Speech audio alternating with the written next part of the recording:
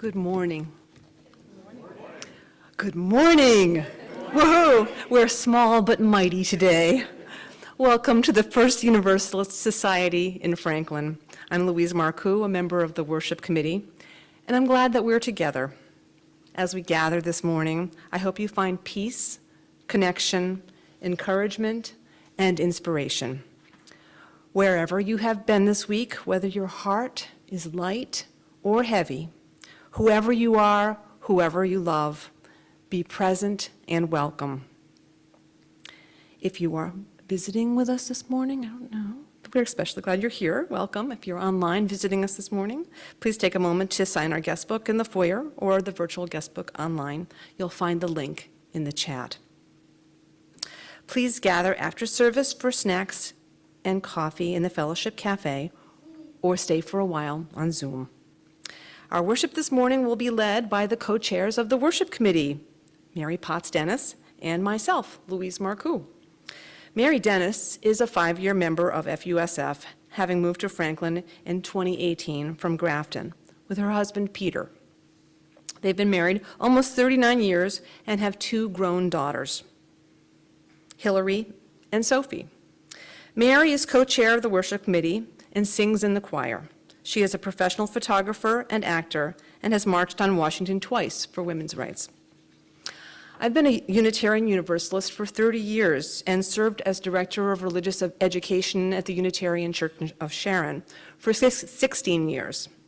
I live in Sharon with my husband, John, and today, during our Time for All Ages, I'll be introducing you to an approach to family worship which I helped pioneer and about which I presented at the General Assembly of the Unitarian Universalist Association in 2020. This morning's worship is about change that is happening throughout the Unitarian Universalist Association of Congregations, a revision of our bylaws which will replace the 7 principles with 7 values. And now, let's join our hearts and minds together as we gather for worship.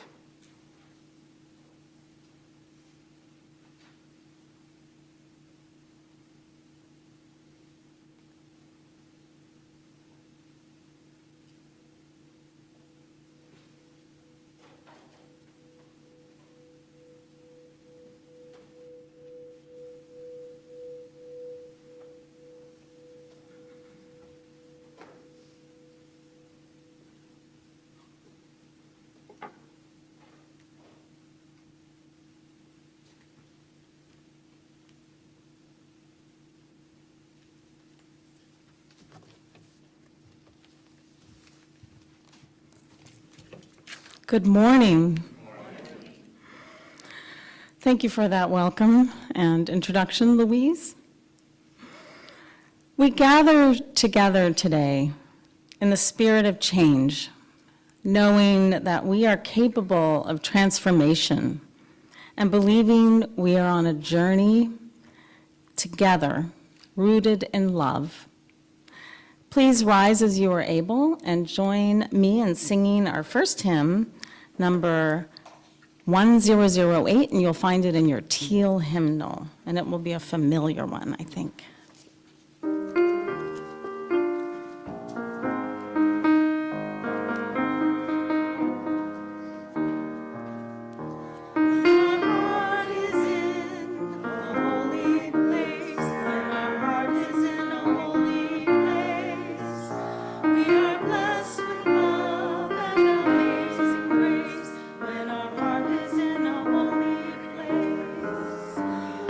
Just the wisdom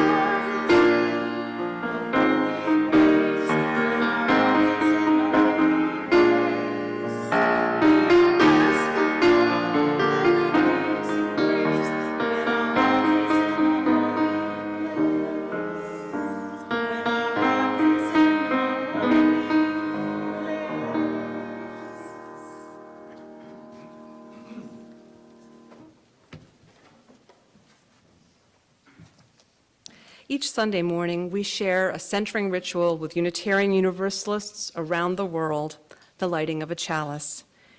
Here are words by Cynthia Landrum. As we kindle this spark, as we kindle this flame, may it spark in each of us connection and commitment to this living tradition and to each other. Please remain seated and join in singing our unison affirmation, the words of which you'll find in the front cover of the gray hymnal.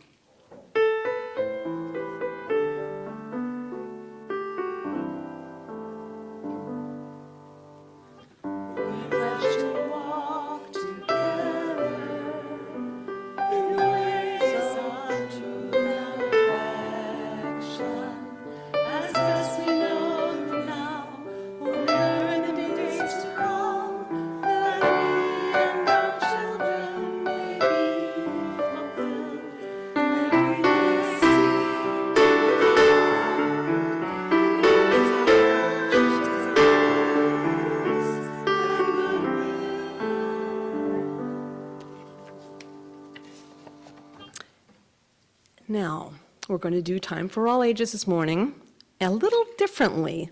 And I'd like to ask the children and adults to sit with their families, with your family, rather than being up front near me, because this morning I'll be asking questions of everyone here.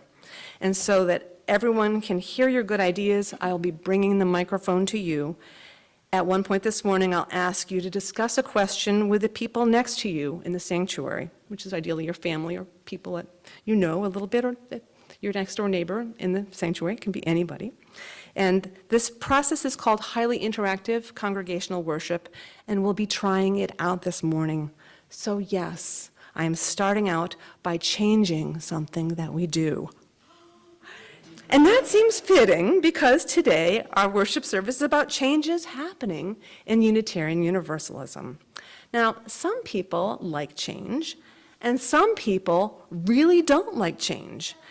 Oh, so I'm curious. Who here likes it when things change? No, tell me. Tell me what you like about change. I think I get really bored when things are the same way all the time, and it makes me really happy when I have new adventures and new experiences. And so I am only really, truly happy when I'm learning or doing something new. Okay. Anybody else here like change? Who else here likes it? What do you like about it? You want to share? Sure. Thank you. What I like about change is that thinking about the change, we can look at what we're doing, where we've been, where we think we're going, and maybe make changes that would be good for everybody. And it's a process. And I think that's kind of what is going on right now with Louise. And it's great to have the children be involved in that. What I found is that over time, we can make things better. We don't have to do everything the same way. And we find that it's hard to make those changes, but then once we've made them, we say, oh, wow, I'm glad we did that. Anybody else have something to say? Okay, so now I'm wondering, because we are a diverse group, who here finds change uncomfortable, who doesn't like it? Okay, so tell me, if you are willing, one thing you don't like about change or how it makes you feel. I don't like big changes because I just don't.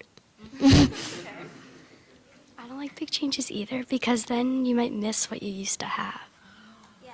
Losing what you once had. I hear you. Do you want to share too? Because it's annoying. Ooh, it's just that feeling. Ugh, you're making me do this for. Okay, this is great. So I'm going to come back up here to tell you a story from way back in Unitarian Universalism, which is about change, right? We're going to go back in the Wayback Machine and travel back to the year 1540 in a place called Hungary, which is in Central Europe, okay? Here we go. And we're there. What was happening in Central Europe in 1540, I wonder? Well, people were having conversations about how to worship and who should lead worship. Because about 100 years earlier, someone invented the printing press, which made it much easier and quicker to make Bibles. And when people started reading those Bibles, because they weren't hand copying them anymore, it was like they could put them together pretty fast, people started asking questions because they started to notice differences between what the Bible said and the way they did church. And so their questions were like, who put priests in charge? Why do we worship this way? Why do we believe what we believe? Well, this was very unsettling. Before the printing press, when people asked these questions, the kings and bishops could easily get rid of those people. And they did. But once the printing press was invented, people started writing down their ideas and having them printed, and then lots of people could read them, which made for more and more people sharing those ideas. And this made it hard for the kings and bishops to stop the flow of ideas. So by 1540, the ideas had spread far and wide. People were choosing to practice Christianity in different ways in different places. Religious thinkers sought out open-minded kings and princes, hoping to get the kings and princes on their side, because if they could win over the king with their argument, their approach to church would become the official religion of the kingdom. So by 1540, there was a Catholic kingdom next to a Calvinist principality, next to a Lutheran kingdom, and in each place, everyone had to follow the religion of the king. So if the king was Catholic, the only worship allowed was Catholic worship. If the king was Lutheran, then only Lutheran worship was allowed. And everyone was expected to believe exactly what the king believed. And if you didn't, you were in big trouble. This kind of trouble, right? This led to a great deal of fighting. The Catholic king would declare war on the Lutheran kingdom, and so it went. And it led to a lot of drama inside each royal court, because members of the court, the advisors, right, and the nobles all wanted to influence the king's choice of the official religion of the kingdom. Okay, it was into all this craziness that the baby John Sigismund was born. His father and his mother, John and Isabella, King and Queen of Hungary. His father, King John, died shortly before John Sigismund was actually born. So poor John Sigismund had people trying to influence him from the time that he was born. It got so bad, in fact, that Queen Isabella and her little boy had to flee to Poland for a while. But while they were in exile, John got to meet a variety of religious thinkers, and he began to wonder, how would a good king deal with the different ways that people in his kingdom believed in worship? So, John Sigismund eventually returned to Hungary, and he became king. He was born Catholic. He converted to Lutheranism when he was 22, and then to Calvinism when he was 24, and then when he was 29 years old, he became a Unitarian. He was the first Unitarian king in Europe. How do you like that? There was a Unitarian king. He wanted to help the people in the kingdom explore the question of what was the right way for people to believe. And so he called all the religious thinkers from all across Europe into a series of big meetings where they could debate religious ideas. And here's what came out of the meeting: the Edict of Torda.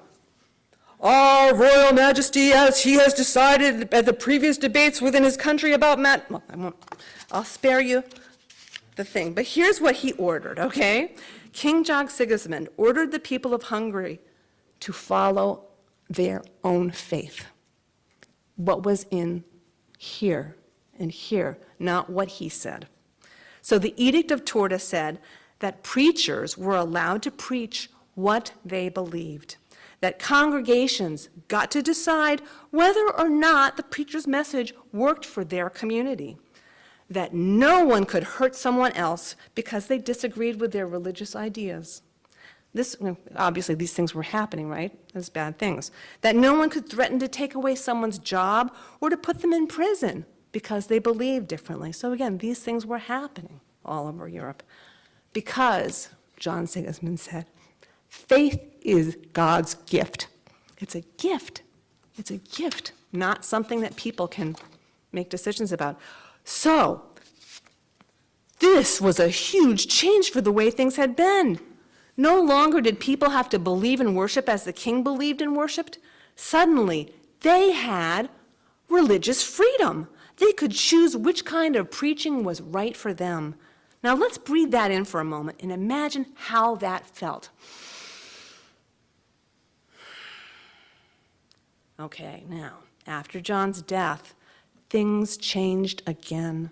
The changes in worship that had already happened were allowed. But the new rule that came down after King John died was that there would be no more new ideas allowed at church.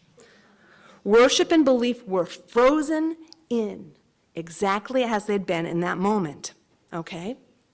So, I have questions for you. How do you think people felt when suddenly they were given religious freedom? Let's breathe that one in for a second. How do you think people felt when they suddenly got religious freedom? Let's breathe it in.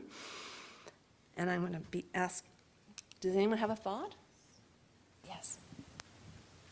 This is children and adults. They probably felt a lot better and like more free because they wouldn't go to jail if they didn't believe in the same thing as the king.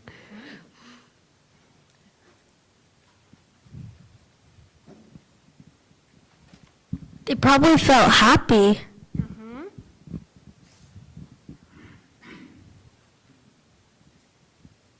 Maybe more safe because they were able to believe whatever they wanted and not go to jail and get like killed or something.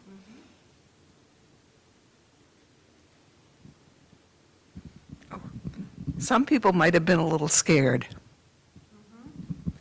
Can you tell me more about that? Well, it wasn't possible to just follow rules. You had to actually think about things and decide what you believed. Thank you. Anybody else? There's also the belief that you had to get it exactly right. And if there's so many to choose from, how can you know which one you're supposed to be following? So it was a lot. It was a lot, that moment, right, when everything changed. So the next thing is, how do you think people felt after King John died and the rule changed again and they were told that they had to believe exactly as they believed in that moment and no new ideas were allowed? How do you think that felt for people?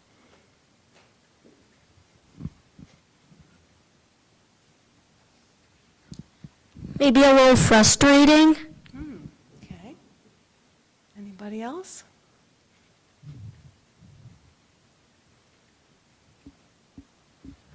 Probably a whole lot of people felt safer because they were validated. And nothing would happen to challenge them. Okay.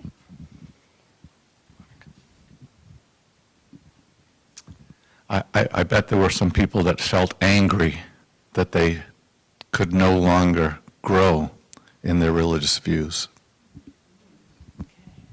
So I have one more question for you. I'm going to go up here and get it. And this question is a question that I want us to breathe in. We're not going to answer it right. We're not going to come around with the mic quite yet.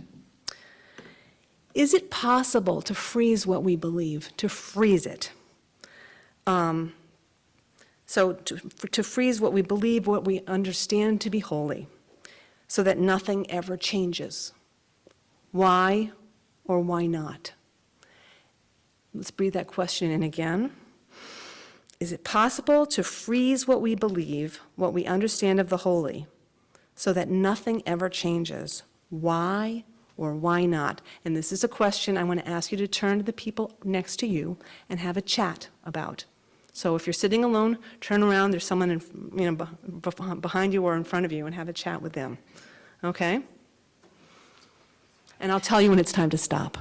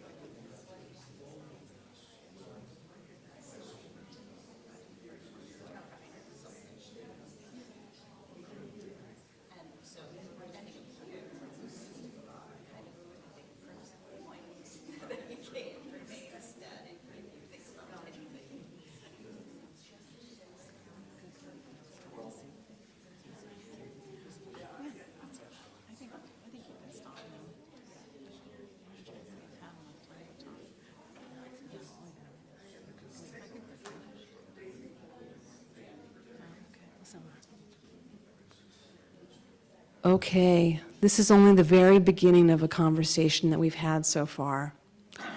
And I want to say that I'm curious to hear what you have to say, but I want to make sure, I will talk with you in coffee hour about that, and I hope that you will talk to one another in coffee hour, and I hope that you will talk on the way home with the people that you're with, and maybe all week long, to continue this conversation about faith and how it happens in each of us. So, thank you very much for being part of an interactive process. And now it's time for the children to go to religious education.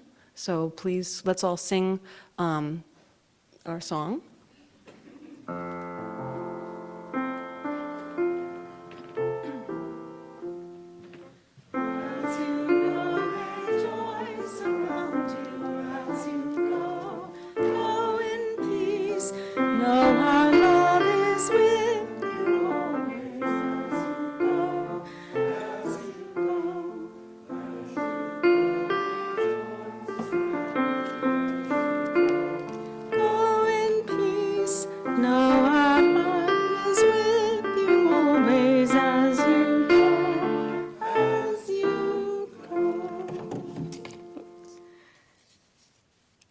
A little change of order, because change is the subject of the topic this morning. We're going to do offering after the sermon, so we're going to go into my message now. So, change. It is so hard. And we all know that change is inevitable and absolutely necessary. And what would we be as individuals if we didn't change during the course of our lives? And what would our relationships be like and feel like if they didn't change and adapt to life's tribulations? Does change make us more flexible and accepting, or does it paralyze us with fear and doubt? Maybe a little of both. When I was 16 years old, halfway through my junior year of high school, I had to move with my family from Maryland to Connecticut. I say had because I didn't want to move. Of course I didn't. I was 16, and I was angry, I was scared, and I didn't feel at all accepting of this new reality. That Christmas, my cousins, who lived in the same town in Maryland we did, and who let me stay with them for 2 weeks after my parents and younger brother went ahead and moved up to Connecticut, they gave me a poster to hang in my new room. It was a drawing of a flower, and underneath the drawing were the words, "Bloom where you are planted." It was cute, and I hung it up. And it wasn't until the next year, when I was voted to give one of the senior year youth group sermons at our congregational church, that while sitting at my desk pondering what to write about, my eyes landed on that poster.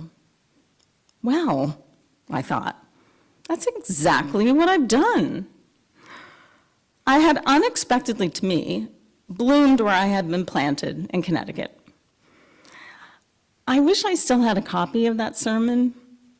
It seemed to be well received, and I was proud of myself, and proud that I had presented a good sermon to a packed church, and proud that I had bravely met and overcome the biggest challenge of my short life thus far. I reluctantly, slowly at first, with a lot of trepidation, ultimately embraced change. We, as Unitarian Universalists, are called to embrace change. Our Unitarian Universalist Association, right now, is adapting to our changing world by going through a serious process of revising the words of the 7 principles which guide our faith tradition. So, how is this revision happening, and why? Well, let me go first into a little history about this, which will be very familiar to some of you, but short reviews can always be helpful, plus this information may be new to some of you. The Unitarian Universalist Association, or the UUA, is made up of over 1,000 member congregations and is the central organization for the Unitarian Universalist, UU, religious movement in the United States. This huge organization is governed by a set of bylaws and a document that is 33 pages long with 15 articles with big Roman numerals. It's hefty. And this morning I'm going to focus here on the bylaw, Article 2. But firstly, in my research, and because I'm an organized linear thinker, I wanted to know, well, what is Article 1? Article 1 is simply the name of the UUA, the Unitarian Universalist Association, which was formed in 1961. It is a result of the consolidation of the American Unitarian Association, which was founded in 1825 and incorporated in 1847, and the Universalist Church of America, which was founded in 1793 and incorporated in 1866. So those two organizations joined together to become the UUA. It's a lot of history. Article 2 is made up of 7 principles, including the 6 sources of our faith and the purposes of the UUA. The primary purpose of the association is to serve the needs of its member congregations, organize new congregations, extend and strengthen Unitarian Universalist institutions, and implement those 7 principles. The purposes also include statements to do with inclusion and freedom of belief. Article 2 is considered to be the foundation for all the work of our UUA and its member congregations, and it is the covenant to which all our congregations pledge themselves when they become members of the UUA. So that's Article 2. And when and if you go to the UUA website, uua.org, which I know you'll run home and do after this inspiring message, you'll find it's a source of a lot of valuable information. And you'll see loads of information about Article 2. Now, let's get back to the 7 principles, or let's get to the 7 principles. We at FUSF, a UUA member congregation, affirm and promote those 7 principles, which we hold as strong values and moral guides.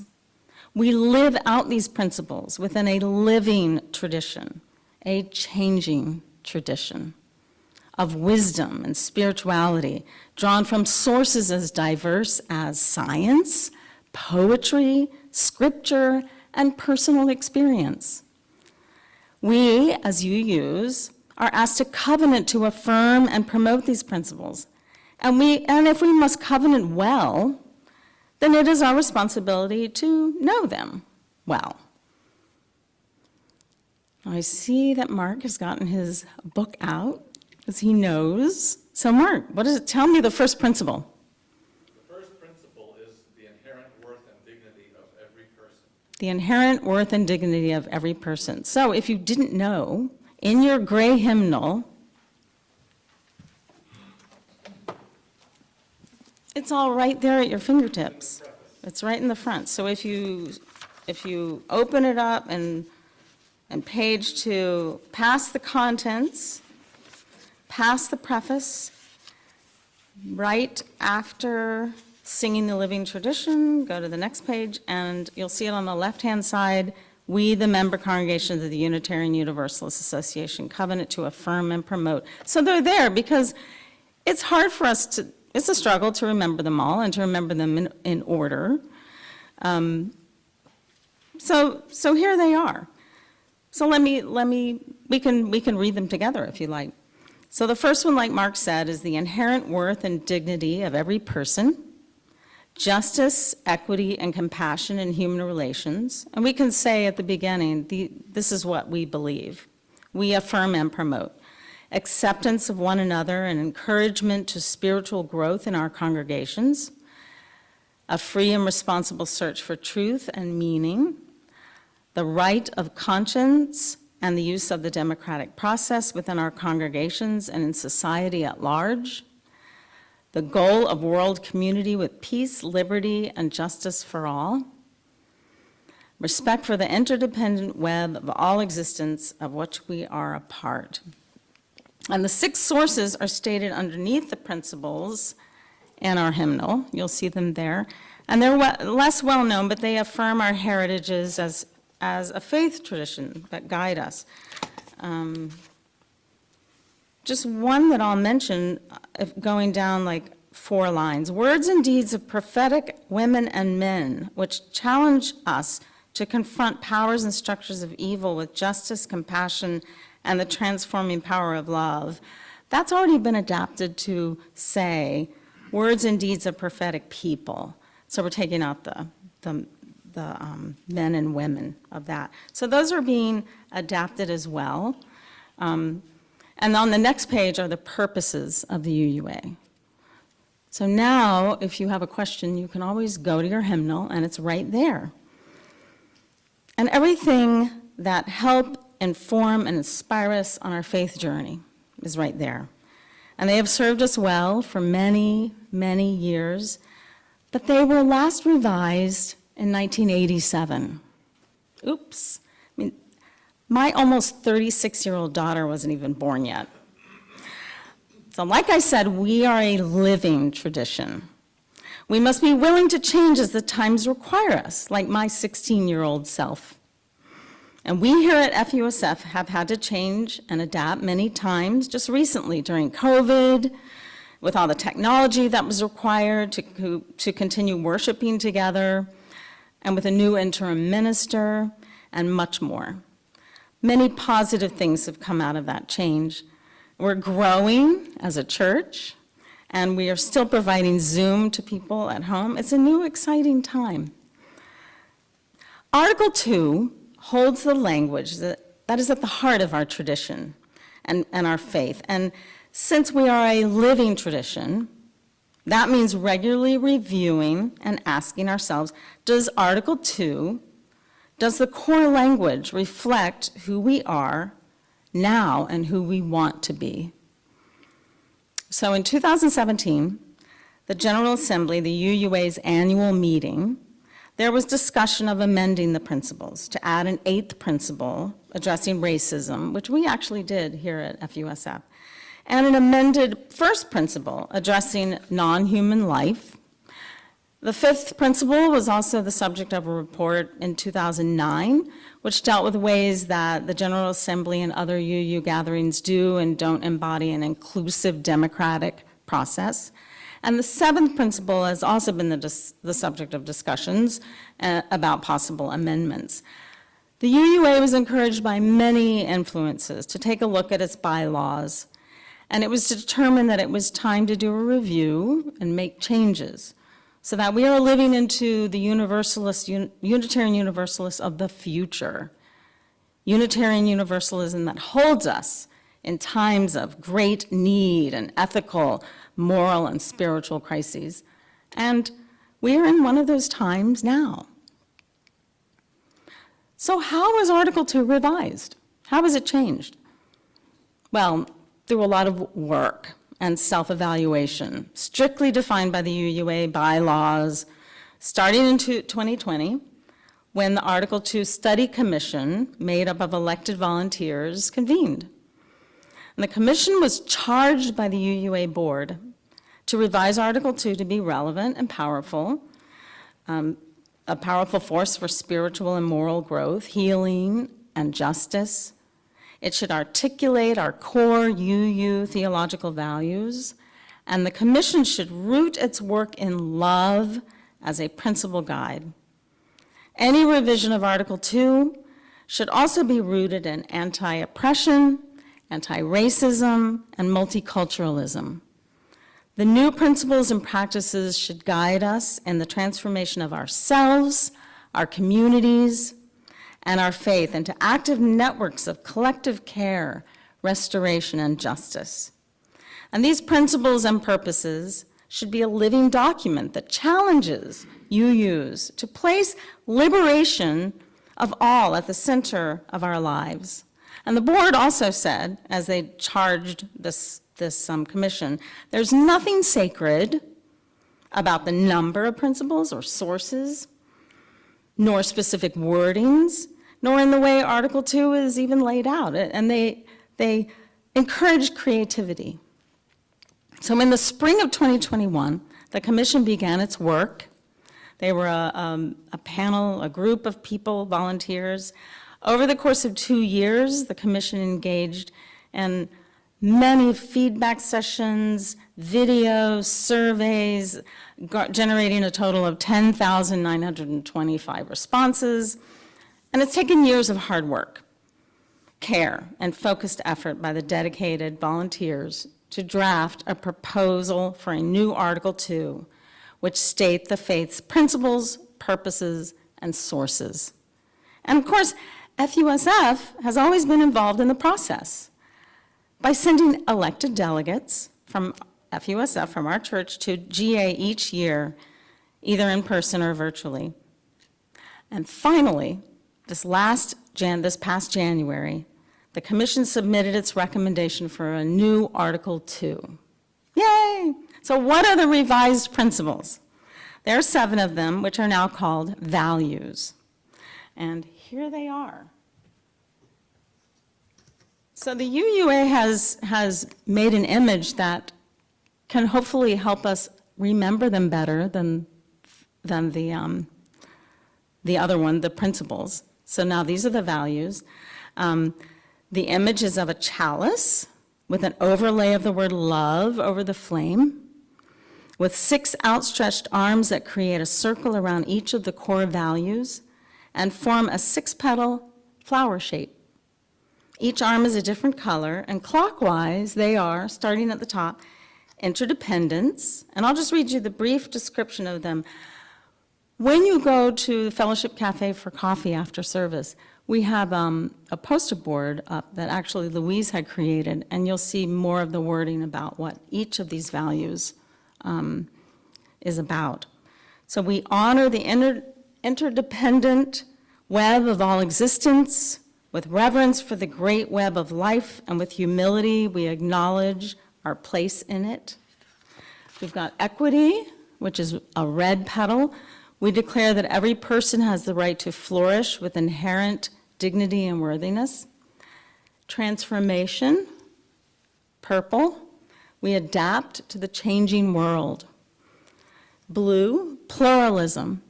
We celebrate that we are all sacred beings, diverse in culture, experience, and theology. Green, generosity. We cultivate a spirit of gratitude and hope. And lastly, well, not quite, justice. We work to be diverse, multicultural, beloved communities where all thrive. And then in the very middle, love, which everything is centered around, is the power that holds us together and is at the center of our shared values. We are accountable to one another for doing the work of our living and shared values through the spiritual discipline of love. So there you go.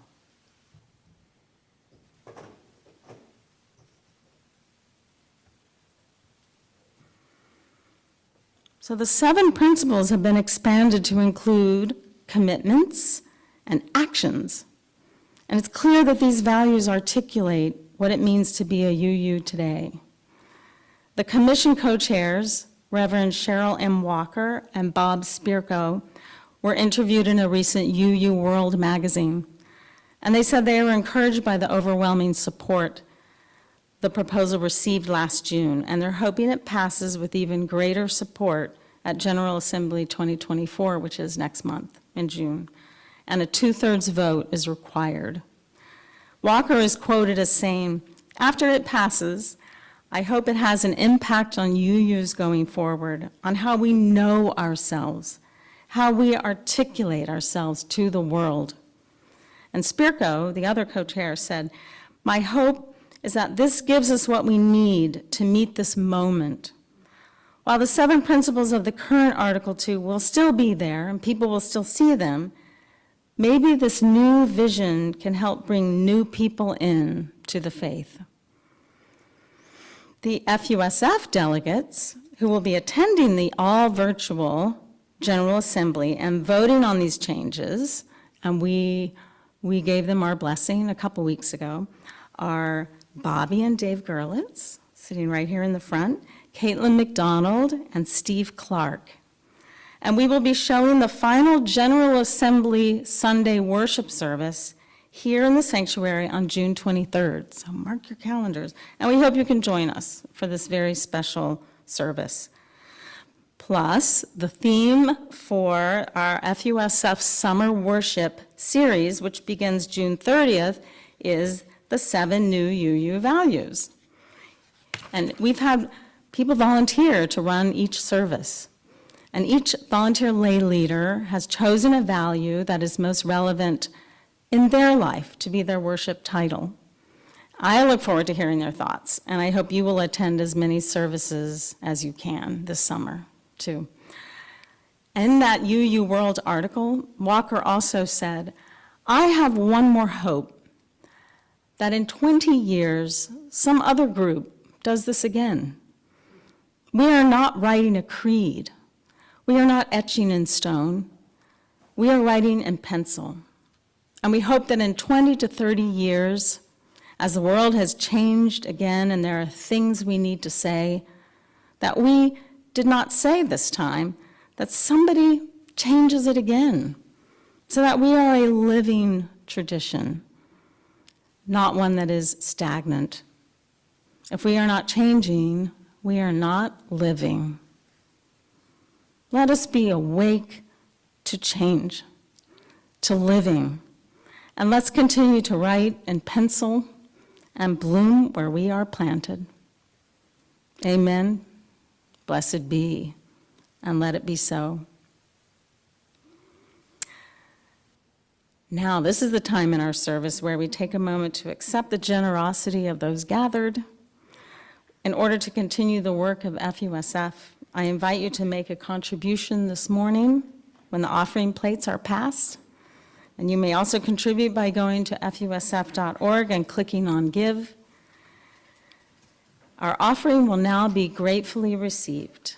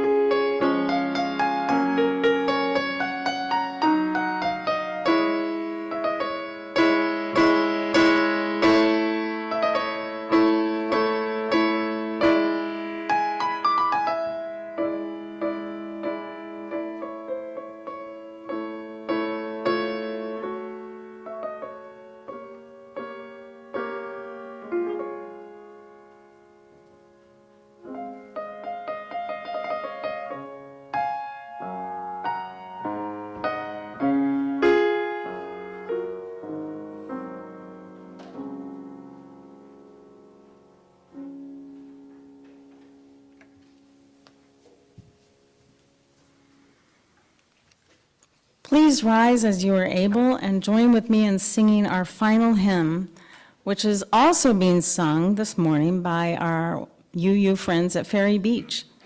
So let us be together with them in community and song. This is hymn number 4, I Brought My Spirit to the Sea, which can be found in your gray hymnal.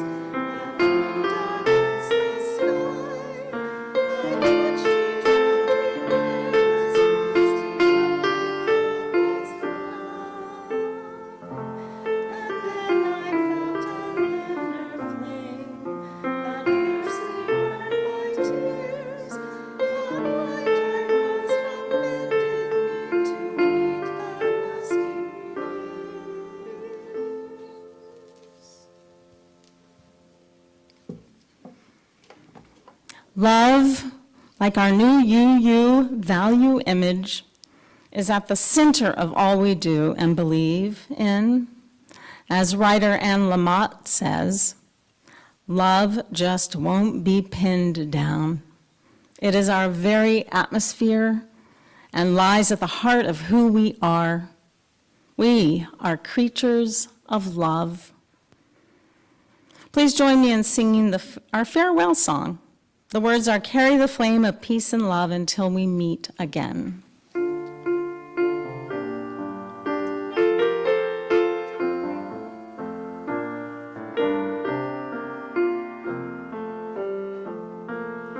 Carry the flame of peace and love until we meet again. Carry the flame of peace and love until we meet again. We extinguish the flame in our chalice, but not what it represents. The light of truth, the warmth of community, and the fire of commitment. These we carry in our hearts and share them out in the world. Our worship has ended. Our service continues on. My friends, go in love and go in peace.